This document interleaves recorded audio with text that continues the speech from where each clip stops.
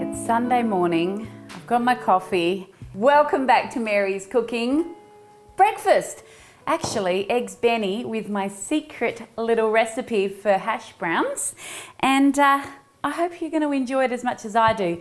I'm on a time crunch. This was a bit spontaneous. I've got hair like you wouldn't believe, like I've been out on the wild seas all night. But don't worry, we've got to get straight to it. Here's how we start. You need a pot of water boiling straight away. Come over and have a quick look at my pot. About this size, boiling furiously. Before we get started, you need to know we're not really working in quantities today because your family is a different size to my family. So I'm going to show you what I use, and a lot of it's a little bit of guesswork, but I think you'll be fine. Are you ready? You're going to need some peeled Dutch cream potatoes, some leg ham or smoked salmon if you prefer, or you can cook up some bacon even if you like, some lovely free-range eggs, some lovely fresh herbs. I've got continental parsley from the supermarket and some sad-looking basil from the last of my crop. Half an onion. The mother load of butter. Yes, butter, not margarine, butter. Did you hear me? It's butter. Some sort of vinegar. I'm just using a white wine vinegar today. You can use white vinegar or you can use verjuice or anything you like really, but I don't know how it'll work out. So just how about use some white wine vinegar? And of course, salt and pepper. So we're going to throw our potatoes into a little food processor. Just like that. Going to give it a little bit longer. There's a few chunks in there. It's not too bad. We don't want it too fine because we don't want it to turn to mush.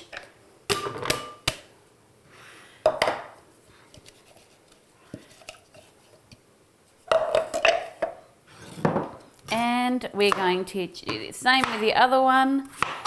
Chop them a bit smaller for a better result. If you don't have a food processor, you could probably just grate the potatoes. I don't find that it works as well. Or you can dice it by hand. Okay. Now, our pot of water is boiling. We're going to be using that pot both to steam our potato for 5 minutes only and also, of course, to poach our eggs. So, first of all, I'm going to grab my steamer and I'm going to pop the potato in there. So you want to time those potatoes for 5 minutes. You don't want to go over that and you probably don't want to go under that either. So 5 minutes time and we'll check on our potato and grab it out.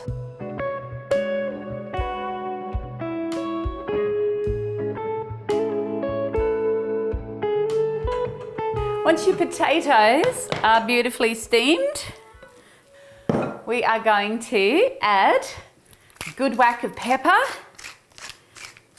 It's better to do this while these are hot because the starch from the potato keeps them all nice and sticky so they stay together.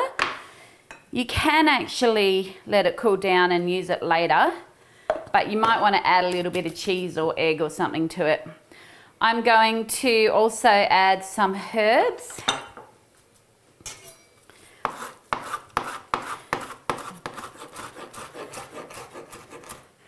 You could probably add anything you really wanted to. Some people love a cheesy bacon hash brown, but I'm actually leaving all of this pretty standard today, except I guess the extra thing is the herbs. And I am going to put a little bit of onion in. But I want to show you how a hash brown can actually work without any cheese or egg added in as a binding agent if you steam your potato first. I'm adding in a little bit of onion. I find that onion actually really enhances the flavour. I haven't tried this method with sweet potato before, but I think that it would probably work very similar. It's not as sticky. I have made sweet potato rosties plenty of times and they definitely need onion in them. Don't want it too chunky. Add that in there, like so. I reckon that's enough onion for me. And then I'm going to mix it all together. And you just salt and pepper it to your own taste. I like it to be flavoursome, but also remember you're going to have ham and eggs, and you're also going to have hollandaise on top of that, so too much salt, not going to be great. Alrighty. Okay, I'm going to grab my favourite non-stick pan. Going to put it up to a nice high heat. Grab a bit of olive oil, which I didn't tell you needed, but you always need oil for frying. And just bring that oil up to heat. Okay, you can do it freehand if you want, but I find these cute little egg rings, they're just from Kmart. They're actually a really good indicator of a good size for a hash brown. So I like to fill them not all the way up to the top, but you just go crazy. You do you. You do what you want to. Now you can actually pre-form them and then slide them on. And why don't we do that while we wait for that oil to heat up? Now, of course, my water is still boiling away because in a little while we're going to poach some eggs in there. Eggs are easy to poach. And now that I've said that, it's probably all going to go to the poo. But anyway, use a little one of these guys to slide these into the pan. It's making a nice little sizzle. I'm going to leave them in there for the minute and get back to the next and most important part of this whole thing, the hollandaise.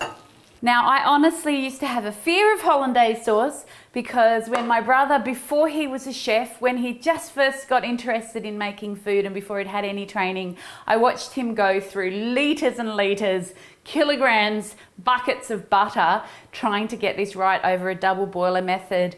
And look, he can make everything now. But that actually just sort of scared me off hollandaise. Then I thought I was allergic to butter for a long time because I'm allergic to other lactose. Anyway, long story not very short, I found this little trick on the internet, on the World Wide Web, and it has changed my life. So I'm going to show it to you. If you have a microwave, now's a good time to get a chunk of butter. I'm going to say about that much. Maybe that's about 80 grams. Pop it in the microwave. I don't have a microwave, so I have actually just melted my butter by putting a metal bowl into my steamer and taking the lid off for a little while. Okay, we're going to take about one of these spoons. You are going to need one of these and a stick blender. This is the only way I know how to do it. You want a bit of vinegar like that, white wine vinegar or verjuice, as I believe some people like to use. Or is it called verjuice? Who knows? I've actually never used it in my life. And about the same amount of water. A smackerel of salt. You need an egg yolk.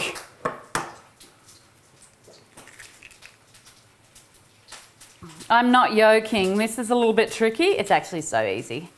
There we go. Don't go too crazy. Pop him in. And stick blender. Whiz those guys together.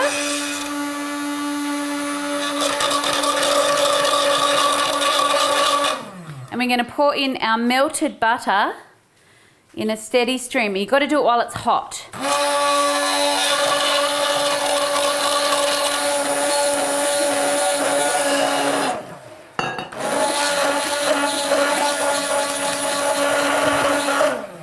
And it's as flippin' easy as that. I'm going to taste it. I don't know what it is about hollandaise. I freaking love it. I've just got to check on my potatoes. Ooh. Going to turn them down. I'm going to take the outsides off. And we're going to give them a little flip. Woo!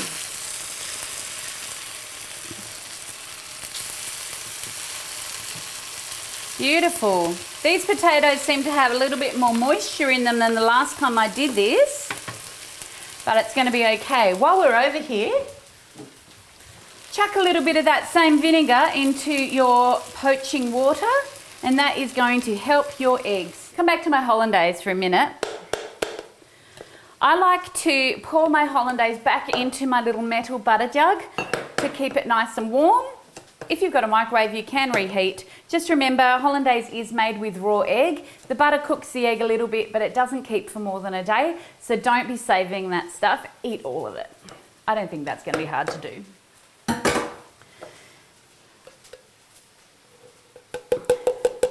As you can see, I only made enough for 2 people, or 1 hollandaise lover even. My brother, who is an amazing chef, he likes to reduce down his vinegar before he puts it in for a fuller flavour. And that's a great idea, and I have done that before and it is delicious. You can also add a little squeeze of lemon juice if you like a little bit of extra tartness. I'm just a big fan of that vinegary flavour. Yum. Okay, they're looking yummy. And now I'm going to show you how to poach an egg. Look, I've seen many different ways of doing this. One way that I found was helpful. It actually helps if you have a bit more water than that in there, but I don't right now, and so I'm just going to do it like this. But I'm telling you, you'll have more success the deeper your pot. Poached eggs really do like a deep pot. So I'm actually going to crack my egg into this cup here. Gently drop it in as close to the water as possible. That'll give you a little bit more success. And look at that little egg. Okay, I'm just going to flip my hashies over here. They are looking good, so I'm going to turn them down. Of course, if you're cooking for more people, you want to have somebody just making endless hash browns. And now I'm going to pop another egg in there. Doing it again. Crack it into the cup. Bring it close to the water. Drop it in. And you'll notice that I've actually only got my pot on about 6. I've had it boiling, but now I've dropped it back a little bit because I do want the eggs to sort of boil, but it doesn't need to be boiling furiously because I want them to keep their shape. You're going to need a slotted spoon and some paper towel for when you get your little poached eggs out. And just remember, some people like their poached eggs runny, some like them a bit firmer. I kind of like mine in between. Definitely you don't want any runny white, but you also want the egg to be able to run all over the hash brown. Oh, gooey, gooey treats. Okay, that's for my poaching pot. In the meantime, while I wait for those eggs to poach, let me just tell you who my shout out is for today. I have a wonderful hairdresser, as you can see. And she's also a wonderful friend, and I've known her since I was a wee child. But anyway, her name is Cherie, and her beautiful daughter Abby have been watching the show. That's right. And so I just want to give them a shout out because they're aces. This guy's looking pretty good. I'm going to give him a little poke. He's pretty perfect.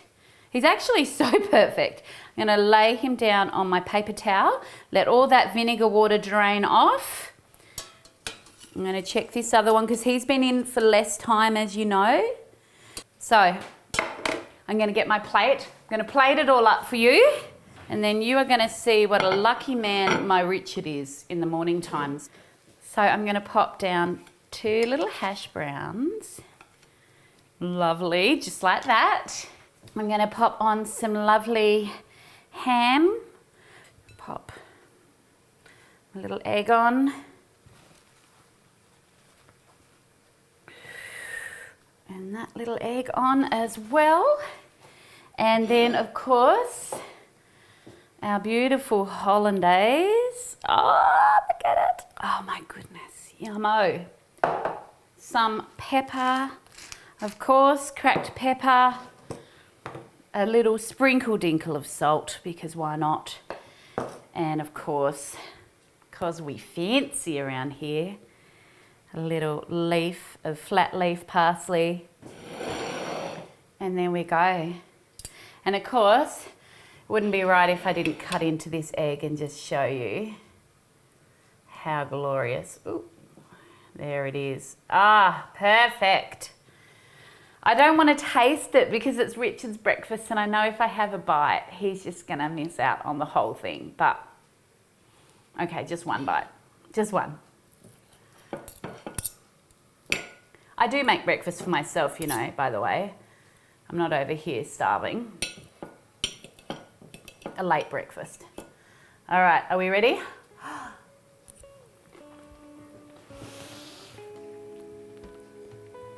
And that, my friends, is why we hardly ever go out for breakfast anymore.